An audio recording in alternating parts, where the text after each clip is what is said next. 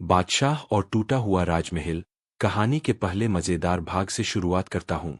भाग 1। वैभवशाली वीरनगर और एक रहस्यमय भविष्यवाणी। यह कहानी उस समय की है जब भारतवर्ष की धरती पर एक ऐसा राज्य था जिसे वीरनगर कहा जाता था। वीरनगर, जैसा कि नाम से ही स्पष्ट है, वीरों और साहसी लोगों का घर था, लेकिन इसकी पहचान सिर्फ बहादुरी से नहीं थी, यह अपने बेजोड़ वैभव और खुशहाली के लिए भी विश्व विख्यात था। वीरनगर के सिंहासन पर बादशाह जलालुद्दीन विराजमान थे। जलालुद्दीन, जिनका नाम इतिहास के पन्नों में सुनहरे अक्षरों में लिखा गया, अपनी प्रजा के लिए एक पिता तुल्य थे। वह सिर्फ एक शासक नहीं, बल्कि एक कलाप्रेमी, एक न्यायप्रिय और एक असाधारण दूरदर्शी व्यक्ति थे। उनके शासनकाल में वीरनगर की सड़कें सोने की तरह चमकती थीं, बाजार में रौनक रहती थी और किसान अपने खेतों में नाचते हुए फसल उगाते थे। कोई भी व्यक्ति भूखा या दुखी नहीं सोता था। शाही महल, जलाल-ए-आज़म। बादशाह जलालुद्दीन का महल, जिसे जलाल-ए-आज़म, महान जलाल, के नाम से जाना जाता था, कला और वास्तुकला का एक जीवित चमत्कार था। महल की दीवारें बेशकीमती पत्थरों से जड़ी थीं, फर्श पर ईरानी कालीन बिछे थे और हवा में चंदन की सुगंध तैरती रहती थी। महल के मुख्य हॉल में 40 फीट ऊंचा एक झूमर लगा था, जिसमें हजारों हीरे जड़े थे। जब वह झूमर जलता था तो ऐसा लगता था मानो आकाश के सारे तारे धरती पर उतर आए हों। एक शाम, जब महल के बगीचों में रात की रानी अपनी खुशबू बिखेर रही थी और बादशाह अपने सबसे भरोसेमंद वजीरों और विद्वानों के साथ एक अनौपचारिक गोष्ठी में बैठे थे, तभी एक अजीब सी घटना घटी। भविष्यवाणी का आगमन। उस गोष्ठी में बादशाह ने अपने राज्य के सबसे ज्ञानी ज्योतिषी पंडित देवव्रत को भी बुलाया था। देवव्रत, अपनी शांत और गंभीर प्रकृति के लिए जाने जाते थे, अचानक बेचैन हो उठे। उनकी आंखें आकाश की ओर स्थिर हो गईं, मानो वे उन तारों से कोई गुप्त संदेश पर रहे हों। क्या हुआ, देवव्रत? आप इतने चिंतित क्यों लग रहे हैं? बादशाह जलालुद्दीन ने अपनी शांत पर अधिकार भरी आवाज में पूछा। पंडित देवव्रत धीरे से उठे और उनके चेहरे पर एक गहरी उदासी छाई हुई थी। उन्होंने हाथ जोड़कर कहा, जहांपनाह, मैंने अभी अभी एक ऐसी बात देखी है जिसे सुनकर शायद आपको कष्ट हो। यह हमारे राज्य के भविष्य से जुड़ी एक अशुभ छाया है। बादशाह मुस्कराए। चिंता न करो, पंडित जी। वीरनगर में अशुभ छाया कैसे आ सकती है, जब यहाँ मेरा राज है? जो भी कहना है, निडर होकर कहो। देवव्रत ने कांपते स्वर में कहा, महाराज, मैं देखता हूं कि हमारे राज्य का असली गौरव और शक्ति का स्रोत कहीं और है, और वह स्रोत टूटा हुआ है। जब तक वह टूटा हुआ स्रोत ठीक नहीं हो जाता, तब तक जलाल-ए-आज़म का यह सारा वैभव केवल एक कांच का महल है। यह सुनकर गोष्ठी में चुप्पी छा गई। एक वजीर ने हिम्मत करके पूछा, पंडित जी, यह कैसा स्रोत और यह टूटा हुआ क्यों है? पंडित देवव्रत ने गहरी सांस ली और अपनी बात पूरी की। पंडित की भविष्यवाणी। वीरनगर का भाग्य खंडहर महल में सोया हुआ है। वह महल, जिसे सदियों पहले अभिशाप के कारण छोड़ दिया गया था, अगर वह 7 दिनों के भीतर अपनी खोई हुई रोशनी वापस नहीं पाता, तो वीरनगर का सूर्य डूब जाएगा।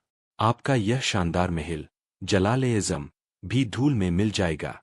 बादशाह सलामत। आपको टूटे हुए महल को फिर से जोड़ना होगा। यह सुनते ही दरबार में सन्नाटा छा गया। खंडहर महल का नाम सुनते ही सभी दरबारी डर से कांप उठे। खंडहर महल का डर।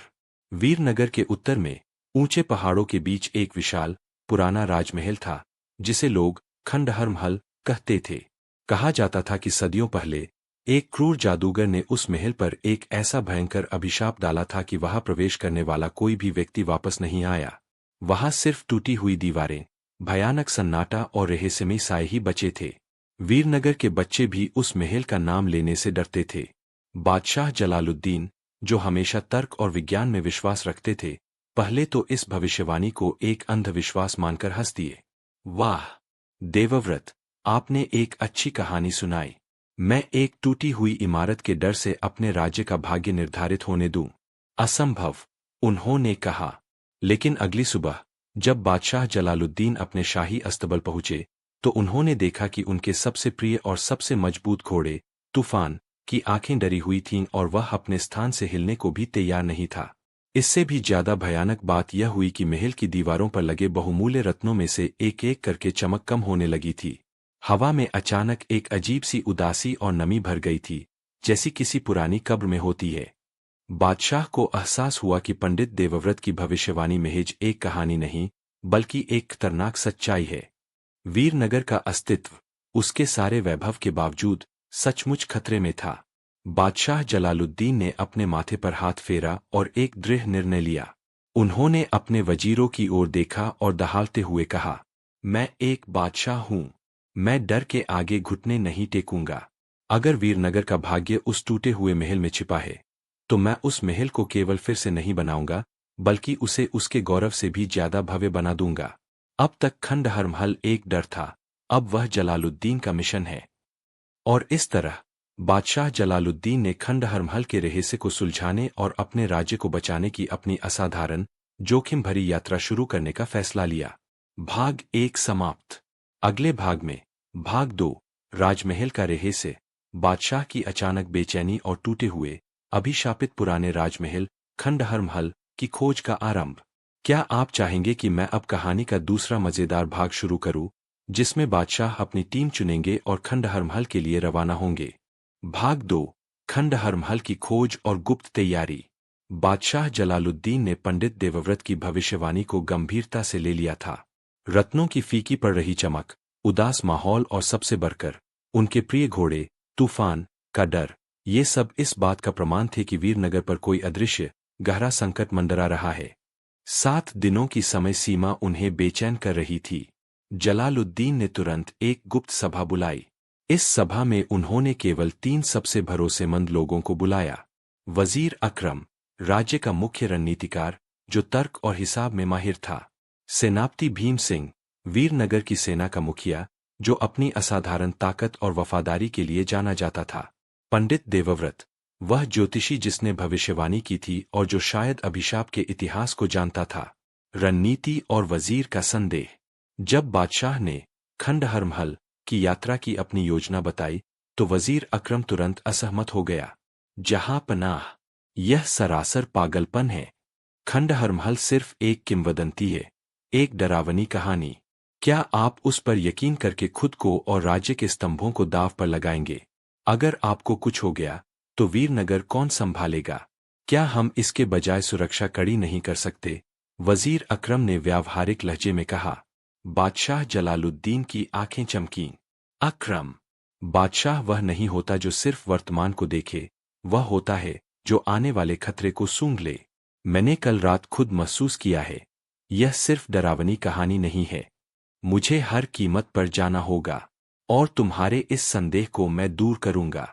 तुम यहाँ रहोगे, वीरनगर की देखभाल करोगे, और अगर मैं 7वें दिन तक वापस नहीं आया, तो तुम राजकाज संभालोगे।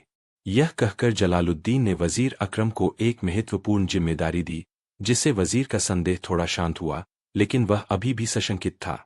वजीर अकरम का यह संदेह, जैसा कि हम आगे देखेंगे, कहानी में एक नया मोड़ लाएगा। सेनापति भीम सिंह की प्रतिज्ञा। इसके बाद बादशाह ने सेनापति भीम सिंह की ओर देखा। भीम सिंह, जो अपनी विशाल मूंछों और सोने की चमक वाली कवच के लिए प्रसिद्ध थे, तुरंत घुटनों के बल बैठ गए। मेरे बादशाह, मैं एक क्षण भी यह नहीं सोचूंगा कि आपको वहां अकेले जाना चाहिए। आप मेरे पिता हैं, मेरे देवता है। अगर उस टूटे हुए महल में कोई भूत, जादूगर या दानव है, तो मैं उसे अपनी गदा से तोड़ दूंगा। आपकी रक्षा करना मेरी प्रतिज्ञा है। मैं आपकी छाया बनकर चलूंगा। बादशाह जलालुद्दीन ने मुस्कराकर भीम सिंह को उठाया। भीम सिंह का अटूट विश्वास बादशाह के हौसले को मजबूत कर गया। खंडहर महल का इतिहास। अंत में बादशाह ने पंडित देवव्रत से पूछा, पंडित जी, हमें उस महल के बारे में सब कुछ बताओ। यह अभिशाप कैसे आया? हमें वहां क्या मिलेगा? पंडित देवव्रत ने कांपते हुए एक पुरानी पांडुलिपि खोली। जहां पनाह, इस महल का नाम था सौभाग्य स्तंभ। इसे आपके परदादा के दादा ने बनवाया था। यह महल वीरनगर की जमीन के नीचे दबी हुई एक प्राचीन जादुई शक्ति पर टिका था। लेकिन एक लालची जादूगर ने उस शक्ति को हथियाने की कोशिश की। जब वह विफल रहा, तो उसने महल को अभिशापित कर दिया। पंडित देवव्रत ने आगे बताया, अभिशाप का स्वरूप महल की दीवारें टूटी नहीं है, बल्कि वे समय के भंवर में फंस गई है। जो उन्हें देखता है, उसे वे टूटी हुई लगती है। तोड़ने का तरीका। महल की टूटी हुई दीवारें केवल निस्वार्थ बलिदान और पुनर्जन्म के प्रतीक द्वारा ही जोड़ी जा सकती है। महल के दिल में एक ज्ञान पुस्तिका है। वह हमें आगे का रास्ता दिखाएगी। इस जानकारी ने बादशाह के सामने केवल खतरा ही नहीं, बल्कि एक जटिल पहेली भी खड़ी कर दी। रात का प्रस्थान। जलालुद्दीन ने फैसला किया कि वह दिन के उजाले में धूमधाम से नहीं जाएंगे, क्योंकि इससे प्रजा में दहशत फैल सकती थी। रात के गहरे अंधेरे में, जब सारा वीरनगर सो रहा था, बादशाह जलालुद्दीन और सेनापति भीम सिंह ने महल के पीछे के द्वार से चुपचाप प्रस्थान किया। बादशाह ने साधारण यात्रा के कपड़े पहने थे, लेकिन उनकी कमर में उनकी शाही तलवार न्यायदंड थी। भीम सिंह ने भारी कवच के बजाय चमड़े की हल्की सुरक्षा पहनी थी और अपनी प्रिय गदा को साथ लिया था। उन दोनों के साथ केवल 2 घोड़े थे, तूफान, जो अब थोड़ा शांत दिख रहा था, और भीम सिंह का घोड़ा बिजली। पंडित देवव्रत और वजीर अकरम उन्हें महल के दरवाजे पर अलविदा कहने आए थे। जहां पनाह, 7 दिनों में मैं आपके लिए हर रोज पूजा करूंगा, पंडित देवव्रत ने कहा। अल्लाह आपकी हिफाजत करे, वजीर अकरम ने सम्मान के साथ झुककर कहा, लेकिन उसकी आंखों में अब भी संदेह की एक हल्की सी चिंगारी थी, जिसे बादशाह ने नजरअंदाज कर दिया। पहला जोखिम। खंडहर महल तक का रास्ता आसान नहीं था। उन्हें घने अंधकारवन से गुजरना था, जिसके बारे में कहा जाता था कि उसमें छायादार जीव घूमते हैं और आवाजों को धोखा देते हैं। जैसे ही दोनों ने जलाल-ए-आज़म की सुनहरी दीवारों को पीछे छोड़ा और अंधकारवन की पहली छाया में प्रवेश किया, बादशाह जलालुद्दीन ने अपनी तलवार पर हाथ रखा। उनका दिल जोर से धड़क रहा था, लेकिन उनका दृढ़ संकल्प उनसे कह रहा था, वीरनगर को बचाना है, पीछे नहीं हटना है। और इस प्रकार वीरनगर का महान बादशाह अपनी शाही शान छोड़कर एक टूटे हुए सपने को जोड़ने की तलाश में निकल पड़ा। भाग 2 समाप्त। अगले भाग में, भाग 3, पहला साहसिक कार्य, खंडहर महल तक पहुंचने का जोखिम भरा सफर और रास्ते में अजीबोगरीब बाधाएं, अंधकारवन और मायावी आवाजें। क्या आप जानना चाहेंगे कि बादशाह और सेनापति अंधकारवन की रहस्यमयी बाधाओं का सामना कैसे करते हैं? मैं तीसरे मजेदार भाग को शुरू कर सकता हूं। जैसे ही बादशाह जलालुद्दीन और सेनापति भीम सिंह ने वीरनगर के सुनहरे प्रकाश को पीछे छोड़ा, उन्हें चारों ओर से घने अंधकारवन, फॉरेस्ट ऑफ शैडोज, की अंधेरी और रहस्यमयी शांति ने घेर लिया। यह वन अपनी विशालकाय और घनी छतरी के कारण जाना जाता था, जहां सूरज की रोशनी कभी धरती तक नहीं पहुंचती थी, और यहां तक कि पूर्णिमा की रात में भी चारों ओर गहरा साया रहता था। अंधकारवन में प्रवेश। रात और भी गहरी हो चुकी थी। घोड़े, तूफान और बिजली बेचैन लग रहे थे। उनकी खुरों की आवाजें सूखी पत्तियों पर अजीब ढंग से गूंज रही थीं। हुजूर, मुझे यह जगह पसंद नहीं है, भीम सिंह ने फुसफुसाते हुए कहा। यहाँ की हवा भी भारी लग रही है, जैसे कि कुछ अदृश्य चीज हमें देख रही हो। बादशाह जलालुद्दीन ने अपनी तलवार न्यायदंड को थोड़ा ढीला किया। भीम, डर को अपनी आंखें बंद मत करने दो। हमें पता था कि रास्ता आसान नहीं होगा। महल तक पहुंचने के लिए हमें लगभग 2 दिन इस वन में गुजारने होंगे। उन्होंने आगे बढ़ने का संकेत दिया। कुछ ही देर में वे वन के हृदय में पहुंच गए, जहां पेड़ इतने पास थे कि उन्हें रास्ता बनाने के लिए अपनी तलवारों का उपयोग करना पड़ा। पहली बाधा, मायावी आवाजों का जाल।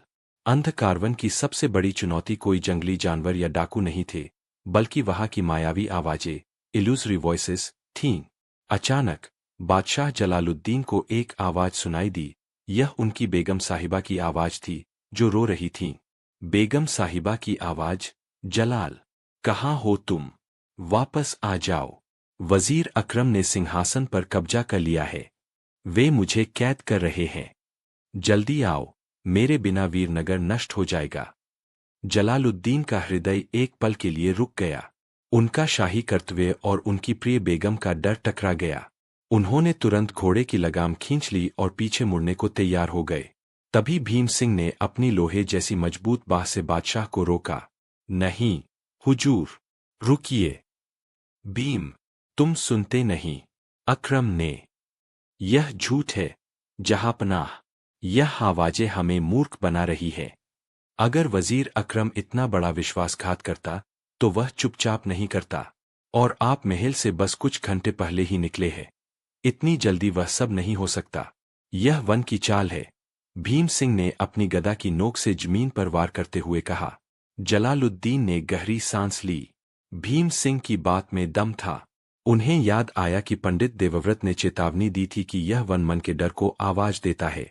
उन्होंने अपनी आंखें बंद की, अपने मन को शांत किया, और जब उन्होंने आंखें खोली तो बेगम साहिबा की रोने की आवाज एक धीमी, सरसराहट भरी हवा में बदल चुकी थी। शाबाश भीम, तुमने मेरी आंखें खोल दीं। यह वन हमारे संकल्प को तोड़ना चाहता है। दूसरी बाधा, अदृश्य जाल और टूटी हुई हड्डियां। उन्होंने सावधानी से आगे बढ़ना जारी रखा। अब रास्ता और भी अजीब हो गया था। पेड़ की जड़ें ऐसे उलझी हुई थीं जैसे किसी ने उन्हें जानबूझकर फंसाने के लिए जाल बुना हो। अचानक बिजली, घोड़ा जोर से हिनहिनाया और रुक गया। भीम सिंह ने ध्यान से देखा। जमीन पर ताजी मिट्टी में कुछ दबे हुए थे। उन्होंने अपनी तलवार से मिट्टी हटाई। वहां मानव कंकाल के टुकड़े बिखरे हुए थे। न केवल हड्डियां, बल्कि सदियों पुराने कवच के टुकड़े भी थे। यह क्या है? जलालुद्दीन ने पूछा। ये, हुजूर, शायद वे लोग हैं जो इस महल की तलाश में आए थे, लेकिन आगे नहीं बढ़ पाए, भीम सिंह ने गंभीर स्वर में कहा। तभी बादशाह ने जमीन पर एक रस्सी का महीन जाल देखा, जो मिट्टी के रंग में इतना घुल मिल गया था कि दिखना असंभव था। अगर वे एक कदम और बढ़ाते तो उस जाल में फंस जाते और शायद नीचे किसी गहरी खाई में गिर जाते। देखो भीम, यह जाल, यह कोई प्राकृतिक चीज नहीं है, यह बुना हुआ है। कोई नहीं चाहता कि हम महल तक पहुंचे। जलालुद्दीन ने अपनी तलवार से धीरे धीरे जाल के धागों को काटा और भीम सिंह ने अपनी गदा से रास्ते में आने वाले पत्थरों को हटाया। उन्होंने अब समझा कि उन्हें सिर्फ आगे नहीं बढ़ना है, बल्कि हर कदम पर सावधानी और विवेक का प्रयोग करना है। वे अब हर 50 कदम पर रुकते और जमीन को जांचते। प्रकाश की पहली झलक। एक और पूरा दिन और रात इसी तरह गुजर गई। वे थक चुके थे, भूखे थे, लेकिन उनका दृढ़ संकल्प टूटा नहीं था। वे अंधकारवन के खतरे को पार कर चुके थे। तीसरे दिन की भोर में, जब क्षितिज पर सूरज की पहली किरणें फूटीं, तो जंगल की घनी छतरी अचानक खुल गई। सामने एक विशाल घाटी थी, और उस घाटी के ठीक बीच में, एक ऊंची पहाड़ी की चोटी पर, वह खड़ा था, खंडहर महल। वह जैसा सोचा गया था, उससे कहीं ज्यादा विशाल और भयानक था। उसकी विशाल पत्थर की दीवारें थीं, लेकिन वे जगह से टूटी हुई थीं, मानो किसी दैत्य ने उन्हें मुट्ठी में भींचकर कुचल दिया हो। मीनारें तिरछी हो चुकी थीं, और कोई खिड़की या दरवाजा दिखाई नहीं दे रहा था। महल के ऊपर, आसमान में, एक अजीब, बैंगनी रंग की धुंध छाई हुई थी, जो उस पर पड़े अभिशाप की गवाही दे रही थी। अद्भुत और भयानक, बादशाह जलालुद्दीन ने फुसफुसाया। हम पहुंच गए, जहांपनाह। भीम सिंह ने राहत की सांस ली। अब असली लड़ाई शुरू होगी। बादशाह ने अपनी आंखें बंद कीं, अपने पिता और वीरनगर को याद किया। उन्होंने अपनी कमर में बंधी शाही तलवार को कसा और भीम सिंह को संकेत दिया, चलो, वीर। उनका अगला कदम सीधे उस अभिशापित महल की ओर था, जहां वीरनगर का भाग्य सोया हुआ था। भाग 3 समाप्त। अगले भाग में, भाग 4, पुराने पहरेदार की कहानी। महल के अंदर छिपे हुए एक बूढ़े, रहस्यमय पहरेदार से भेंट और अभिशाप का पहला सुराग। क्या आप जानना चाहेंगे कि बादशाह और सेनापति खंडहर महल में प्रवेश करने के बाद किस रहस्यमय व्यक्ति से मिलते हैं? मैं कहानी का चौथा मजेदार भाग शुरू कर सकता हूं। बहुत खूब। अब बादशाह और सेनापति अभिशापित खंडहर महल के दरवाजे पर खड़े हैं। रहस्य और रोमांच का अगला भाग शुरू होता है। भाग 4, पुराने पहरेदार से भेंट और अभिशाप का पहला सुराग। खंडहर महल तक पहुंचने के लिए एक संकीर्ण, पथरीला मार्ग तय करना पड़ा। यह मार्ग सीधा महल के मुख्य, टूटे हुए दरवाजे तक जाता था। महल की बाहरी दीवारें इतनी विशाल थीं कि सूरज की रोशनी भी उनके सामने बौनी लगती थी। महल के पत्थरों पर सैकड़ों साल की उदासी और ठंडक जमी हुई थी। खंडहर में प्रवेश। मुख्य दरवाजा विशाल था, लेकिन उसके बीच में एक बड़ा छेद था, मानो किसी शक्तिशाली बल ने उसे बीच से फाड़ दिया हो। जब जलालुद्दीन और भीम सिंह ने उस छेद से महल के परिसर में कदम रखा, तो उन्हें लगा जैसे उन्होंने समय की सीमा को पार कर लिया हो। बाहर की ताजी हवा यहां पहुंचते ही भारी और बासी हो जाती थी। परिसर में चारों ओर टूटे हुए फव्वारे, उखड़ी हुई मूर्तियां और सूखी लताओं से ढकी दीवारें थीं। यहाँ का सन्नाटा इतना गहरा था कि उनके कदमों की आहट भी डरावनी लग रही थी। हुजूर, इतनी चुप्पी, यहाँ कोई जानवर भी नहीं है, भीम सिंह ने फुसफुसाते हुए कहा। यही अभिशाप है भीम, यह जगह जीवन से रहित है। जलालुद्दीन ने अपनी तलवार न्यायदंड को बाहर निकालते हुए कहा। सावधान रहो, हमें महल के मुख्य कक्ष की तलाश करनी है, जहां पंडित जी ने ज्ञान पुस्तिका होने की बात कही थी। वे दोनों धीरे धीरे आगे बढ़े। परिसर पार करने के बाद वे एक बड़े बिना छत वाले हॉल में पहुंचे, जहां कभी शायद दरबार लगता होगा। अब केवल टूटे हुए खंभे और आकाश दिख रहा था। रहस्यमय पहरेदार। अचानक भीम सिंह ने अपनी गदा से हवा में प्रहार करने की मुद्रा बनाई। कौन है वहां? बाहर निकलो। दीवारों के टूटे हुए हिस्से के पीछे से एक धीमी, थकी हुई आवाज आई। शांत हो जाओ, वीर योद्धा, मेरे पास अब लड़ने की ताकत नहीं बची है। बाहर आया एक अत्यधिक वृद्ध व्यक्ति। वह इतना बूढ़ा था कि उसकी त्वचा कागज जैसी पतली और झुर्रीदार थी। उसके कपड़े सदियों पुराने शाही पहरेदार की वर्दी के फटे हुए चिथड़े थे। उसकी आंखें धुंधली थीं, पर उनमें एक अजीब सी चमक थी। तुम कौन हो? बादशाह जलालुद्दीन ने संभल कर पूछा। बूढ़े व्यक्ति ने खांसते हुए जवाब दिया, मेरा नाम रत्न सिंह है। मैं इस महल का अंतिम जीवित पहरेदार हूं। मैं यहां तब से हूं जब सूरज सौभाग्य स्तंभ पर आखिरी बार चमका था। तुम यहां इतने समय से अकेले कैसे रहे? भीम सिंह ने अविश्वास से पूछा। रत्न सिंह ने कड़वाहट से मुस्कराया। जब अभिशाप आया तो मेरे सभी साथी या तो डर के मारे भाग गए या पत्थर बन गए। मैं भाग नहीं सका, क्योंकि मैंने इस महल की रक्षा करने की शपथ ली थी। अभिशाप ने मुझे कैद कर लिया, लेकिन मौत नहीं दी। अब मैं इस महल का जीवित साया हूं। अभिशाप का दुखद सच। बादशाह जलालुद्दीन तुरंत समझ गए कि यह व्यक्ति उनके लिए ज्ञान का भंडार हो सकता है। रत्न सिंह, हम यहाँ इस अभिशाप को तोड़ने आए हैं। हमें बताओ, यह कैसे हुआ? रत्न सिंह की आंखें नम हो गईं। यह सब क्रोध और लालच के कारण हुआ, हुजूर। हमारे महाराज जलालुद्दीन के पूर्वज ने एक शक्तिशाली जादूगर अजराल को दरबार से निकाल दिया था, क्योंकि वह राजा के रहस्यमय खजाने कालजयी मणि को चुराना चाहता था। अजराल गया नहीं, बल्कि लौट आया। रत्न सिंह ने अपनी बात जारी रखी। उसने महल के केंद्र में स्थित ज्ञान पुस्तिका को नष्ट करने की कोशिश की, क्योंकि वही कालजयी मणि तक पहुंचने का रास्ता बताती थी। जब वह असफल हुआ तो उसने अपनी सारी ताकत लगाकर महल पर समेज माव का अभिशाप डाल दिया। रत्न सिंह का खुलासा। यह महल टूटा हुआ नहीं है, बादशाह सलामत। यह समय में जमा हुआ है। यह अपने अतीत में कैद है। जब तक कालजयी मणि को उसके सही स्थान पर वापस नहीं रखा जाता, यह महल आगे नहीं बढ़ेगा और वीरनगर का भाग्य भी इसी तरह स्थिर रहेगा, धीरे धीरे क्षीण होता जाएगा। ज्ञान पुस्तिका का स्थान। तो ज्ञान पुस्तिका कहाँ है? जलालुद्दीन ने उत्साह से पूछा। रत्न सिंह कमजोरी से मुस्कुराया। वह सौभाग्य स्तंभ का दिल है। वह यहीं कहीं नीचे है, तहखाने में। लेकिन वहां तक पहुंचना आसान नहीं है। अभिशाप की सबसे शक्तिशाली जादूगरी तहखाने के चारों ओर है। आपको 3 मौन रक्षकों को पार करना होगा। रत्न सिंह ने एक टूटी हुई दीवार की ओर इशारा किया, जहां एक पतली सीढ़ी नीचे तहखाने की ओर जाती थी। अंतिम पहरेदार के रूप में मैं तुम्हें एक चेतावनी देता हूं, रत्न सिंह ने अपनी अंतिम सांस लेते हुए कहा। उसकी आंखों की चमक धीमी पड़ रही थी। ज्ञान पुस्तिका आपको खजाना ढूंढने का रास्ता देगी, लेकिन आपका सबसे बड़ा खतरा महल के बाहर है। वह व्यक्ति जिस पर आपने भरोसा किया है, वह भी आपकी यात्रा का हिस्सा बनने की कोशिश करेगा।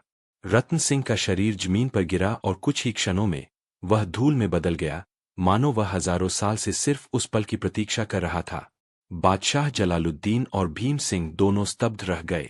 यह चेतावनी, जिस पर भरोसा किया है, वह भी यात्रा का हिस्सा बनने की कोशिश करेगा, सीधे वजीर अकरम की ओर इशारा कर रही थी। अब उनके पास समय नहीं था। उन्हें तुरंत तहखाने में जाना था। जलालुद्दीन ने अपनी तलवार कसी और भीम सिंह की ओर देखा। भीम, खतरा बड़ा है, लेकिन हमारे पास जवाब है। वजीर अकरम पर अभी ध्यान नहीं देना है। पहले ज्ञान पुस्तिका। दोनों ने टूटी हुई सीढ़ी की ओर कदम बढ़ाए, जिसके नीचे तहखाने का अंधेरा मुंह खोलकर उनका इंतजार कर रहा था। भाग 4 समाप्त। अगले भाग में भाग 5 जादुई नक्शा। महल के तहखाने में एक प्राचीन जादुई नक्शे की प्राप्ति, जो खजाने के साथ साथ अभिशाप तोड़ने का रास्ता दिखाता है। क्या आप जानना चाहेंगे कि बादशाह तहखाने में मौन रक्षकों को कैसे पार करते हैं और ज्ञान पुस्तिका, जो एक नक्शे के रूप में प्रकट होती है, को कैसे प्राप्त करते हैं? मैं कहानी का 5वां मजेदार भाग शुरू कर सकता हूं। भाग 5 तहखाने में ज्ञान पुस्तिका और जादुई नक्शे की प्राप्ति। बादशाह जलालुद्दीन और सेनापति भीम सिंह ने रत्न सिंह के रहस्यमय संदेश और चेतावनी को हृदय में रखा। समय बर्बाद करने का कोई मतलब नहीं था। वे दोनों सावधानी से टूटी हुई सीढ़ियों से होते हुए खंडहर महल के तहखाने की ओर बढ़े। तहखाने का मौन और सन्नाटा। तहखाने की हवा और भी ठंडी थी और उसमें नमी की तेज गंध थी। सीढ़ियां उतरने के बाद वे एक संकीर्ण गलियारे में पहुंचे, जो सदियों से बंद था। टॉर्च की रोशनी में उन्होंने देखा कि दीवारों पर प्राचीन धूल भरी नक्काशियां, जो वीरनगर के पूर्वजों की कहानियां कहती थीं। भीम सिंह ने अपनी गदा तैयार रखी। हुजूर, रत्न सिंह ने मौन रक्षकों की बात की थी। वे कहाँ है? जैसे ही उन्होंने यह कहा, गलियारे के अंत में, जहां से एक बड़ा कमरा शुरू होता था, 3 विशालकाय काले पत्थर की मूर्तियां प्रकट हुईं। वे कोई साधारण मूर्तियां नहीं थीं। उनके शरीर पर जबरदस्त शक्ति की आभा थी और उनकी आंखें, जो पहले खाली थीं, अब धीमी लाल रंग की लौ से जल रही थीं। ये थे मौन रक्षक, साइलेंट गार्डियंस। पहली चुनौती, मौन रक्षकों का सामना। ये रक्षक न हिल रहे थे, न आवाज कर रहे थे। वे केवल खड़े थे, लेकिन उनसे निकलती ऊर्जा बता रही थी कि वे कितने खतरनाक हैं। अगर ये मौन रक्षक है, तो इन्हें शांत रहने दो, जलालुद्दीन ने फुसफुसाया। शायद ये तब ही हमला करेंगे जब हम कोई आवाज करेंगे या किसी चीज को छुएंगे। जलालुद्दीन ने अपनी तलवार को म्यान में वापस रखा और भीम सिंह को भी अपनी गदा जमीन पर न रखने का इशारा किया। परीक्षण 1, आवाज का बंधन। वे दोनों धीरे धीरे सावधानी से आगे बढ़े। गलियारे की जमीन पर कंकड़ और धूल थी। भीम सिंह का एक बूट गलती से एक छोटे पत्थर से टकरा गया। खट! जैसे ही वह हल्की सी आवाज हुई, तीनों रक्षकों की लाल आंखें तुरंत उस आवाज की दिशा में घूम गईं और उनके पत्थर के होठों से एक भयानक, कमजोर गुर्राहट निकली। रुको! ये ध्वनि के प्रति संवेदनशील है। जलालुद्दीन ने बिना आवाज किए हाथों से इशारा करके भीम सिंह को आगाह किया। इसके बाद दोनों ने अपने बूट उतारे और केवल मोजों में फूंक फूंक कर कदम रखते हुए आगे बढ़ने लगे। यह किसी भी योद्धा के लिए सबसे कठिन कार्य था, शक्ति का प्रयोग न करना, बल्कि पूर्ण नियंत्रण रखना। वे सांस भी धीरे ले रहे थे। लगभग 10 मिनट की अत्यंत धीमी, हृदय विदारक चुप्पी के बाद वे रक्षकों के पास से गुजर गए। रक्षकों ने कोई हलचल नहीं की। ज्ञान पुस्तिका का कमरा। मौन रक्षकों के ठीक पीछे एक गोलाकार कमरा था। कमरे के बीचों बीच एक प्राचीन पत्थर के चबूतरे पर एक चमड़े की बंधी हुई पुस्तिका रखी थी। यही वह ज्ञान पुस्तिका थी जिसकी उन्हें तलाश थी। कमरा स्वयं ही एक चमत्कार था। भले ही महल ऊपर से टूटा हुआ था, यह कमरा पूरी तरह से सुरक्षित और संरक्षित था। हवा में हल्की, मीठी खुशबू थी। जलालुद्दीन ने तुरंत उस पुस्तिका की ओर कदम बढ़ाया। हुजूर, सावधान रहें। छूने से पहले जांच ले, भीम सिंह ने सावधानी से कहा। जलालुद्दीन ने चारों ओर देखा। कोई जाल नहीं था। उन्होंने धीरे से चमड़े की बंधी हुई पुस्तिका उठाई। जैसे ही उन्होंने उसे छुआ, पुस्तिका की पुरानी, भूरी चमड़ी सुनहरे रंग में बदलने लगी और वह तेजी से उनके हाथों में फैलने लगी। यह कोई किताब नहीं थी। यह एक जादुई नक्शा, एन्चांटेड मैप, था। जादुई नक्शे का रहस्योद्घाटन। वह चमड़े की वस्तु एक बड़े, लचीले नक्शे में बदल गई। नक्शे पर खंडहर महल, वीरनगर और आसपास के पहाड़ बहुत ही बारीकी से बने हुए थे। लेकिन यह साधारण नक्शा नहीं था। चलते हुए रास्ते, नक्शे पर कुछ रेखाएं नीले रंग में चमक रही थीं, जो अभिशाप तोड़ने के लिए सही रास्ते को दिखा रही थीं। 3 मुख्य स्थान। नक्शे के केंद्र में 3 अलग-अलग स्थानों पर लाल निशान थे। इनके पास छोटे छोटे प्रतीक बने थे। एक पंख, एक दर्पण, मिरर और एक सर्प, सर्पेंट। कालजयी मणि का प्रतीक। नक्शे के बीचों बीच, जहां खंडहर महल स्थित था, एक चमकता हुआ हीरा, कालजयी मणि का प्रतीक, बना था, लेकिन उस पर एक टूटी हुई श्रृंखला का निशान था। जलालुद्दीन ने समझा कि अभिशाप तोड़ने के लिए उन्हें इन 3 रहस्यों को सुलझाना होगा और कालजयी मणि को वापस महल के दिल में लाना होगा।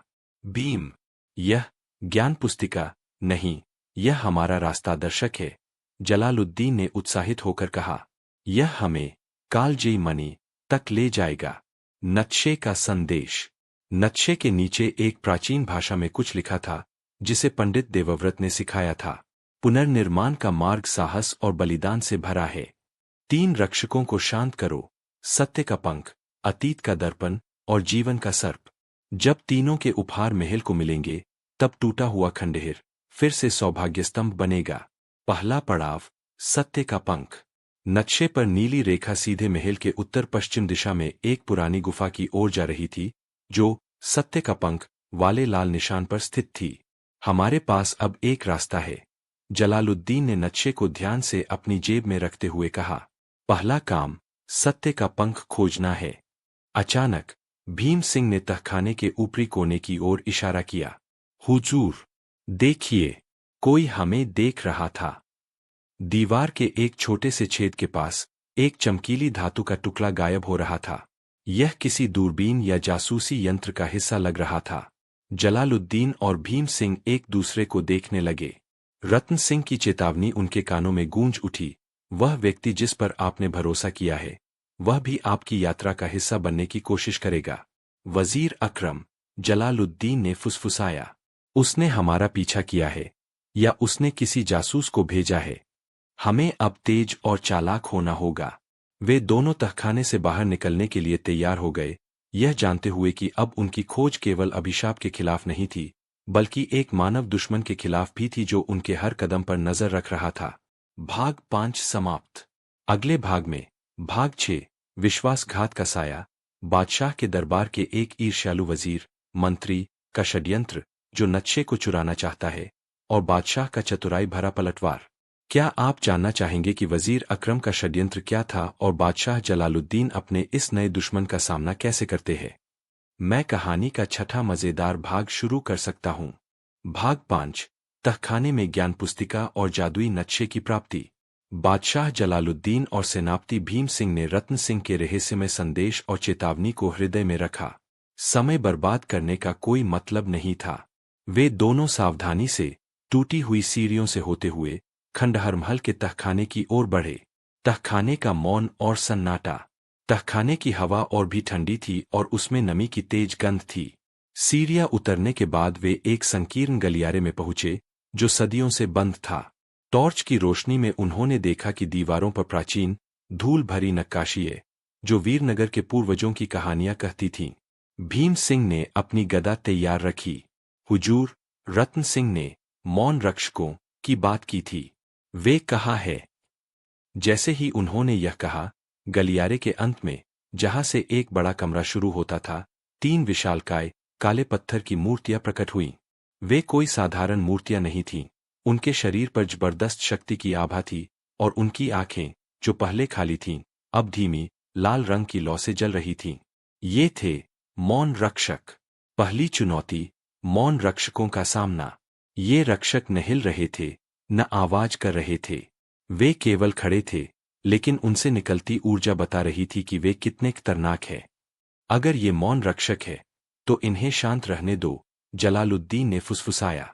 शायद ये तब ही हमला करेंगे जब हम कोई आवाज करेंगे या किसी चीज को छुएंगे। जलालुद्दीन ने अपनी तलवार को म्यान में वापस रखा और भीम सिंह को भी अपनी गदा जमीन पर न रखने का इशारा किया। परीक्षण 1, आवाज का बंधन। वे दोनों धीरे धीरे सावधानी से आगे बढ़े। गलियारे की जमीन पर कंकड़ और धूल थी। भीम सिंह का एक बूट गलती से एक छोटे पत्थर से टकरा गया। खट! जैसे ही वह हल्की सी आवाज हुई, तीनों रक्षकों की लाल आंखें तुरंत उस आवाज की दिशा में घूम गईं और उनके पत्थर के होठों से एक भयानक, कमजोर गुर्राहट निकली। रुको! ये ध्वनि के प्रति संवेदनशील है। जलालुद्दीन ने बिना आवाज किए हाथों से इशारा करके भीम सिंह को आगाह किया।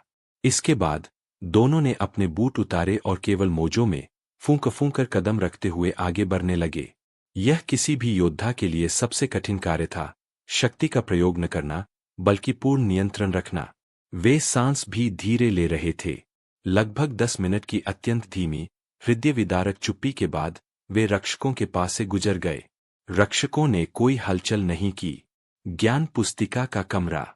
मौन रक्षकों के ठीक पीछे एक गोलाकार कमरा था। कमरे के बीचों बीच एक प्राचीन पत्थर के चबूतरे पर एक चमड़े की बंधी हुई पुस्तिका रखी थी। यही वह ज्ञान पुस्तिका थी जिसकी उन्हें तलाश थी। कमरा स्वयं ही एक चमत्कार था। भले ही महल ऊपर से टूटा हुआ था, यह कमरा पूरी तरह से सुरक्षित और संरक्षित था। हवा में हल्की, मीठी खुशबू थी। जलालुद्दीन ने तुरंत उस पुस्तिका की ओर कदम बढ़ाया। हुजूर, सावधान रहें। छूने से पहले जांच ले, भीम सिंह ने सावधानी से कहा। जलालुद्दीन ने चारों ओर देखा। कोई जाल नहीं था। उन्होंने धीरे से चमड़े की बंधी हुई पुस्तिका उठाई। जैसे ही उन्होंने उसे छुआ, पुस्तिका की पुरानी, भूरी चमड़ी सुनहरे रंग में बदलने लगी और वह तेजी से उनके हाथों में फैलने लगी। यह कोई किताब नहीं थी। यह एक जादुई नक्शा, एन्चांटेड मैप, था। जादुई नक्शे का रहस्योद्घाटन। वह चमड़े की वस्तु एक बड़े, लचीले नक्शे में बदल गई। नक्शे पर खंडहर महल, वीरनगर और आसपास के पहाड़ बहुत ही बारीकी से बने हुए थे। लेकिन यह साधारण नक्शा नहीं था। चलते हुए रास्ते, नक्शे पर कुछ रेखाएं नीले रंग में चमक रही थीं, जो अभिशाप तोड़ने के लिए सही रास्ते को दिखा रही थीं। 3 मुख्य स्थान। नक्शे के केंद्र में 3 अलग-अलग स्थानों पर लाल निशान थे। इनके पास छोटे-छोटे प्रतीक बने थे। एक पंख, एक दर्पण, मिरर और एक सर्प, सर्पेंट। कालजयी मणि का प्रतीक। नक्शे के बीचों बीच, जहां खंडहर महल स्थित था, एक चमकता हुआ हीरा, कालजयी मणि का प्रतीक, बना था, लेकिन उस पर एक टूटी हुई श्रृंखला का निशान था। जलालुद्दीन ने समझा कि अभिशाप तोड़ने के लिए उन्हें इन 3 रहस्यों को सुलझाना होगा और कालजयी मणि को वापस महल के दिल में लाना होगा। भीम, यह ज्ञान पुस्तिका नहीं, यह हमारा रास्ता दर्शक है, जलालुद्दीन ने उत्साहित होकर कहा। यह हमें कालजयी मणि तक ले जाएगा। नक्शे का संदेश। नक्शे के नीचे एक प्राचीन भाषा में कुछ लिखा था, जिसे पंडित देवव्रत ने सिखाया था।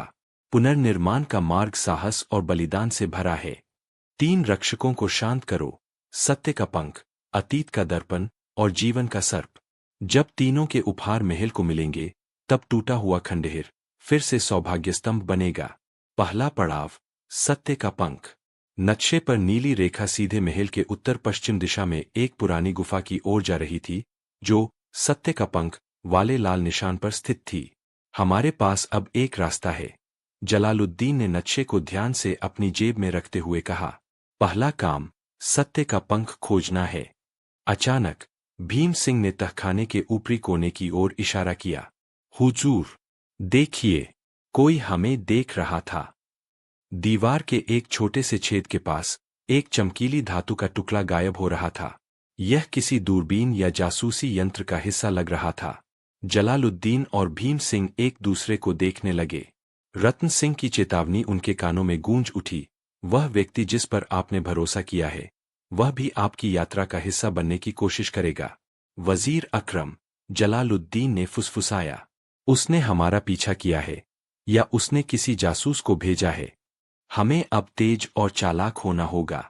वे दोनों तहखाने से बाहर निकलने के लिए तैयार हो गए, यह जानते हुए कि अब उनकी खोज केवल अभिशाप के खिलाफ नहीं थी, बल्कि एक मानव दुश्मन के खिलाफ भी थी जो उनके हर कदम पर नजर रख रहा था।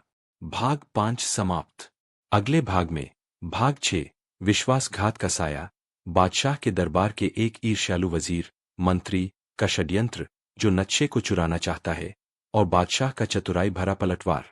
क्या आप जानना चाहेंगे कि वजीर अकरम का षड्यंत्र क्या था और बादशाह जलालुद्दीन अपने इस नए दुश्मन का सामना कैसे करते हैं? मैं कहानी का 6ठा मजेदार भाग शुरू कर सकता हूं।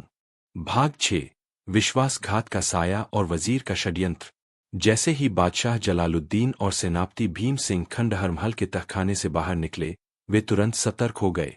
तहखाने के ऊपर दीवार में दिखा धातु का टुकड़ा इस बात का स्पष्ट संकेत था कि उनका पीछा किया जा रहा था। जासूस का खुलासा। जलालुद्दीन ने भीम सिंह को धीरे से कहा, भीम, तुम उत्तर की ओर जाओ, मैं पश्चिम की ओर जाता हूं। हम दोनों उस गुफा की ओर बढ़ेंगे जहां सत्य का पंख है। रास्ते में अगर तुम्हें कोई भी संदेहजनक व्यक्ति दिखे तो उसे पकड़ लेना। वे दोनों अलग अलग दिशाओं में भागे। जलालुद्दीन का ध्यान नक्शे और अगले पड़ाव पर था, लेकिन भीम सिंह की आंखें हर छाया और हर पत्थर पर टिकी थीं। कुछ दूर जाने पर भीम सिंह ने एक टूटी हुई मीनार के पीछे हलचल महसूस की। उन्होंने अपनी गदा उठाई और बिजली की तेजी से कूद पड़े। पकड़ा गया। एक छोटा दुबला-पतला आदमी जो वीरनगर के शाही कपड़ों में था, पकड़ा गया। वह वजीर अकरम का निजी सेवक अहमद था। छोड़ो मुझे, मैंने कुछ नहीं किया। अहमद डर के मारे कांप रहा था। भीम सिंह ने उसे उठा लिया और सीधे बादशाह के पास ले आए, जो गुफा की ओर जाने वाले रास्ते पर उनकी प्रतीक्षा कर रहे थे। जहां पनाह, यह वजीर अकरम का आदमी है। यह हमारा पीछा कर रहा था। बादशाह का सामना। जलालुद्दीन ने अहमद को देखा। वह जानते थे कि अहमद ने अकेले यह हिम्मत नहीं की होगी। अहमद। बादशाह की आवाज शांत लेकिन इतनी गंभीर थी कि अहमद कांप उठा। सच बताओ, तुम यहाँ क्या कर रहे हो? क्या तुम कालजयी मणि चुराने आए हो? अहमद ने घबराकर सच उगल दिया। नहीं, हुजूर, मैं नहीं। वजीर अकरम, उसने मुझे भेजा था। उसने कहा था कि आप एक खतरनाक पागलपन के पीछे भाग रहे हैं और आपको बचाने के लिए वह नक्शा चुराना जरूरी है। वजीर अकरम का षड्यंत्र। वजीर अकरम, जो हमेशा तर्क और सत्ता में विश्वास रखता था, बादशाह की भविष्यवाणी वाली यात्रा को एक कमजोरी मानता था। वह सोचता था कि अगर जलालुद्दीन महल को बचाने में विफल रहे तो वीरनगर में अराजकता फैलेगी और वह स्वयं सिंहासन पर कब्जा कर लेगा।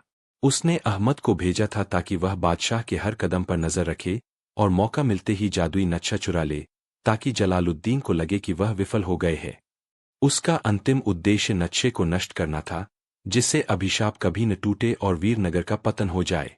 चतुराई भरा पलटवार। जलालुद्दीन को गुस्सा नहीं आया, बल्कि दुख हुआ। उनका एक वफादार वजीर लालच के कारण उनके खिलाफ हो गया था। बहुत अच्छा, अहमद, तुम अपनी वफादारी साबित कर सकते हो, जलालुद्दीन ने मुस्कराते हुए कहा, लेकिन उनकी मुस्कान में चालाकी थी। हम तुम्हें वापस जाने देंगे, लेकिन तुम्हें एक काम करना होगा। जलालुद्दीन ने अपनी जेब से वह असली जादुई नक्शा नहीं निकाला, बल्कि एक पुराना, फटा हुआ कागज निकाला, जिस पर उन्होंने तहखाने से निकलने से पहले ही कुछ गलत और भ्रमित करने वाले निशान बना दिए थे।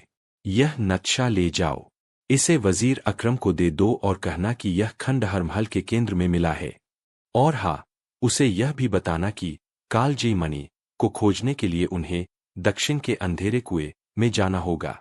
यह जगह नक्शे पर भी बनी है, पर गलत जगह पर। अहमद, जो अपनी जान बचाए जाने से खुश था, तुरंत नकली नक्शा लेकर वीरनगर की ओर भाग गया। भीम सिंह, जो यह सब देख रहे थे, अचंभित थे। जहां पनाह, आपने उसे जाने क्यों दिया? और यह झूठा नक्शा क्यों? भीम, हम इस अभिशाप को तोड़ सकते हैं, लेकिन विश्वासघात को रोकने के लिए हमें समय चाहिए। अकरम लालची है। वह मेरी बात पर विश्वास नहीं करेगा, लेकिन वह इस नक्शे और अंधेरे कुएं के लालच में जरूर फंसेगा। जब वह अपनी सेना के साथ उस कुएं के पास व्यर्थ समय बर्बाद करेगा, तब तक हम सत्य का पंख हासिल कर चुके होंगे और महल को बचाने के एक कदम और नजदीक होंगे। यह शतरंज का खेल है, मेरे दोस्त। और बादशाह ने अभी अपनी चाल चली है। गुफा की ओर दौड़। जलालुद्दीन ने तेजी से असली नक्शा निकाला। अब उनका मिशन दोगुना हो गया था। कालजयी मणि की खोज, 3 रहस्यों को सुलझाकर अभिशाप तोड़ना, वजीर से मुकाबला, वापस लौटने से पहले वजीर अकरम के विश्वासघात को रोकना। नक्शे के अनुसार उन्हें सत्य का पंख ढूंढने के लिए अब पास की एक गुफा की ओर जाना था। गुफा की ओर रास्ता खड़ी चढ़ाई वाला था, लेकिन वे जानते थे कि अब हर पल कीमती है, क्योंकि उनका दुश्मन उनके पीछे एक नकली रास्ते पर समय बर्बाद कर रहा था। चलो भीम, वजीर को खेलने दो, हम जीतेंगे। जलालुद्दीन ने साहस के साथ अपनी यात्रा जारी रखी, खंडहर महल को पीछे छोड़ते हुए। भाग 6 समाप्त। अगले भाग में भाग 7 पहेलियों का चक्रव्यूह, नक्शे में बताए गए पहले स्थान गुफा पर पहुंचकर बादशाह का 3 कठिन पहेलियों को सुलझाना, जो सत्य के पंख का द्वार खोलेंगी। क्या आप जानना चाहेंगे कि बादशाह और सेनापति गुफा में किन 3 पहेलियों का सामना करते हैं? मैं कहानी का 7वां मजेदार भाग शुरू कर सकता हूँ। भाग 7, गुफा में पहेलियों का चक्रव्यूह और सत्य का पंख। बादशाह जलालुद्दीन और सेनापति भीम सिंह अब तेजी से गुफा की ओर बढ़ रहे थे। उनका मन वजीर अकरम के विश्वासघात की चिंता के बजाय नक्शे में बताए गए अगले लक्ष्य, सत्य का पंख, पर केंद्रित था। नक्शे के अनुसार यह गुफा खंडहर महल से कुछ मील उत्तर पश्चिम में थी। गुफा का प्रवेश द्वार। लगभग 4 घंटे की मुश्किल चढ़ाई के बाद वे एक संकीर्ण दरार के पास पहुंचे, जो एक बड़ी गुफा का प्रवेश द्वार था। गुफा के प्रवेश द्वार पर प्राचीन काल के प्रतीक खुदे हुए थे। जैसे ही वे अंदर दाखिल हुए, उन्हें हवा में हल्की सुगंधित धूप की महक आई, जो इस बात का संकेत थी कि यह कोई साधारण गुफा नहीं है। गुफा अंदर से विशाल थी। बीच में, जमीन से कुछ ऊपर, एक पत्थर का वेदी, स्टोन ऑल्टर, बनी थी। वेदी के ऊपर एक छोटा, पारदर्शी क्रिस्टल का बक्सा रखा था। उस बक्से के अंदर उन्हें सत्य का पंख दिख रहा था, एक सफेद रंग का, हल्का और चमकदार पंख, जो धीरे धीरे चमक रहा था। जैसे ही जलालुद्दीन उस बक्से को उठाने के लिए आगे बढ़े, अचानक एक तेज, गूंजने वाली आवाज गुफा में भर गई। यह आवाज न तो किसी जानवर की थी और न ही किसी इंसान की, यह पत्थरों की आवाज थी। पहेलियों का रक्षक।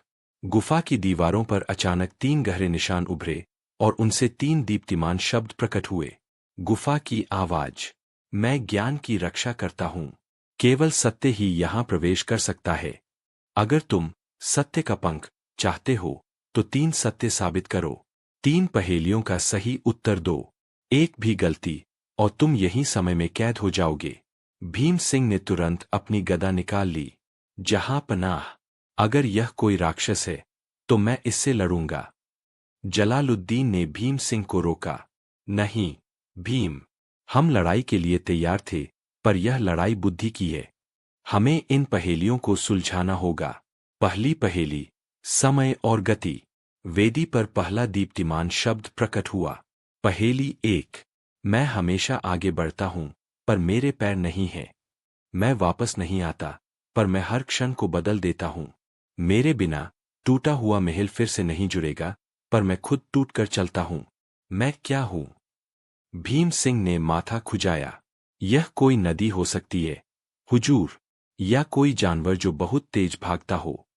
जलालुद्दीन ने ध्यान से सुना। हमेशा आगे बढ़ता हूं, वापस नहीं आता, हर क्षण को बदल देता हूं, और सबसे महत्वपूर्ण, टूटा हुआ महल फिर से नहीं जुड़ेगा। यह है समय, टाइम। भीम, जलालुद्दीन ने ऊंची आवाज में जवाब दिया। यह खंडहर महल, समेज माव, के अभिशाप में कैद है। समय ही है जो चलता है, बदलता है, और जो टूटकर चलता है। हर पल, हर क्षण टूटकर बीतता जाता है। जैसे ही उन्होंने समय कहा, पहला शब्द धुंधला हुआ और वेदी पर एक सफेद रोशनी की लकीर बनी। दूसरी पहेली, दृष्टि और भ्रम। दूसरी पहेली तुरंत प्रकट हुई। पहेली 2, मैं झूठ बोल सकता हूं बिना कुछ कहे। मैं सच बता सकता हूं बिना कोई आवाज किए। तुम मुझे छू नहीं सकते, पर तुम मुझ पर विश्वास करते हो। मैं तुम्हारे सामने हर पल बदलता हूं, पर मैं वही रहता हूं। मैं क्या हूं? भीम सिंह ने इस बार तुरंत जवाब दिया। यह वजीर अकरम है, हुजूर। वह झूठ बोलता है और सच को छुपाता है, और आप उस पर विश्वास करते थे। जलालुद्दीन ने सिर हिलाया। नहीं, भीम, यह व्यक्तिगत नहीं है। यह कुछ और व्यापक है। यह झूठ और सच दोनों को दर्शाता है। यह तुम्हारे सामने बदलता है, पर वही रहता है। जलालुद्दीन को एक पल के लिए खंडहर महल की टूटी दीवारें याद आईं, जो रत्न सिंह के अनुसार टूटी हुई नहीं थीं, बल्कि समय में फंसी हुई थीं। यह सब उनकी दृष्टि का भ्रम था। यह है दृष्टि, विजन, भीम। वह सब कुछ जो हम देखते हैं। हमारी आंखें झूठ बोल सकती है, भ्रम पैदा कर सकती है, लेकिन हम अपनी आंखों पर ही विश्वास करते हैं। टूटा हुआ महल हमारी दृष्टि का धोखा है। दूसरी सफेद रोशनी की लकीर चमक उठी। तीसरी पहेली, सत्ता और जिम्मेदारी। अब तीसरी और सबसे कठिन पहेली सामने थी। पहेली 3, मैं सबसे ऊंचाई पर बैठता हूं, पर मेरी कोई नींव नहीं है। मेरे कंधों पर हजारों लोगों का भार होता है, पर मेरा कोई शरीर नहीं है। मुझे त्यागना मौत है, पर मुझे पकड़ना जिम्मेदारी है।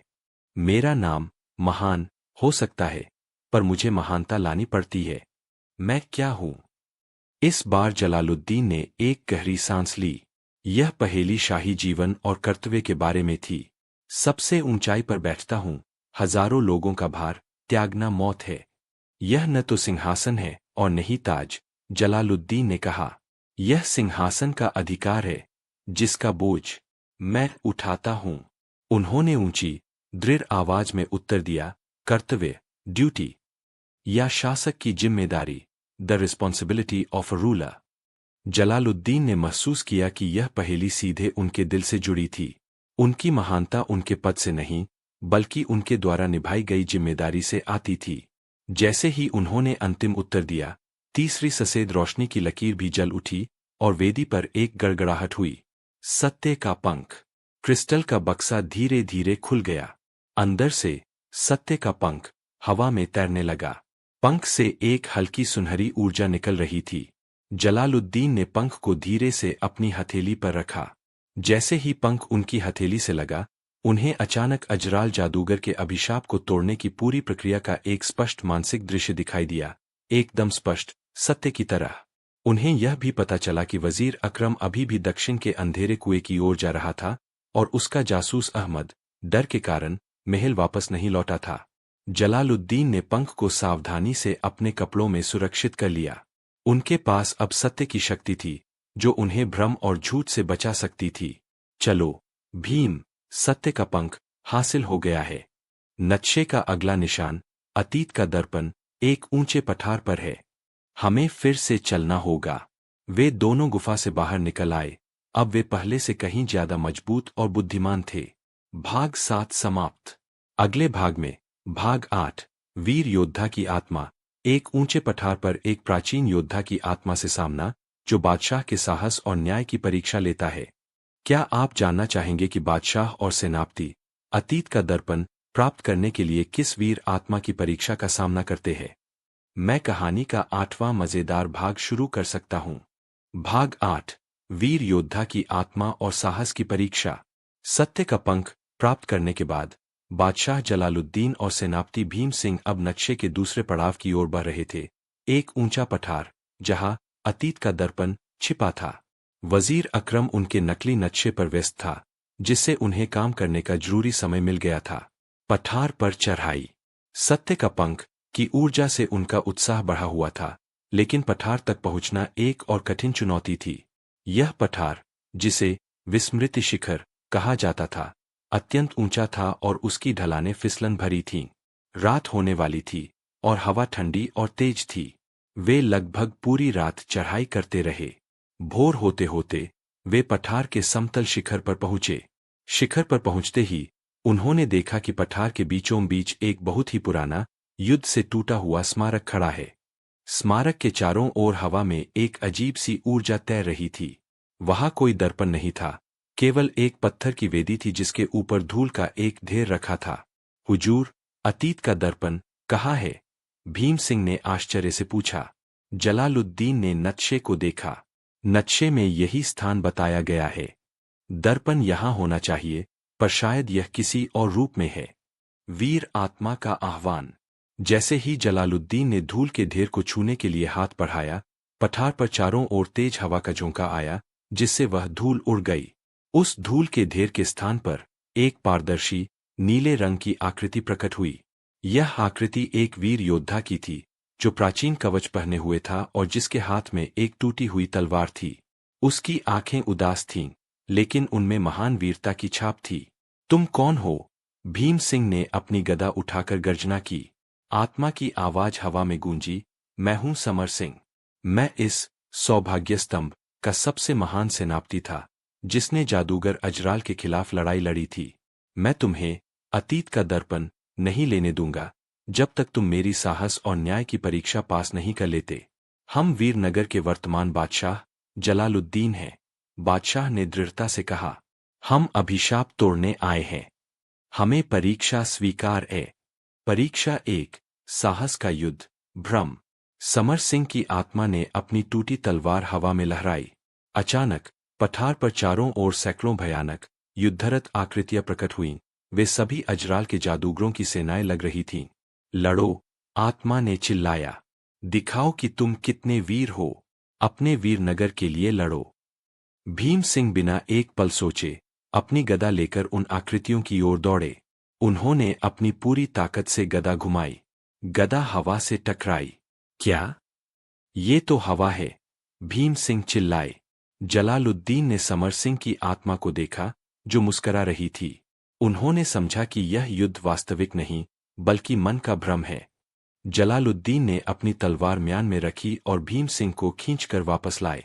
भीम, यह वास्तविक नहीं है।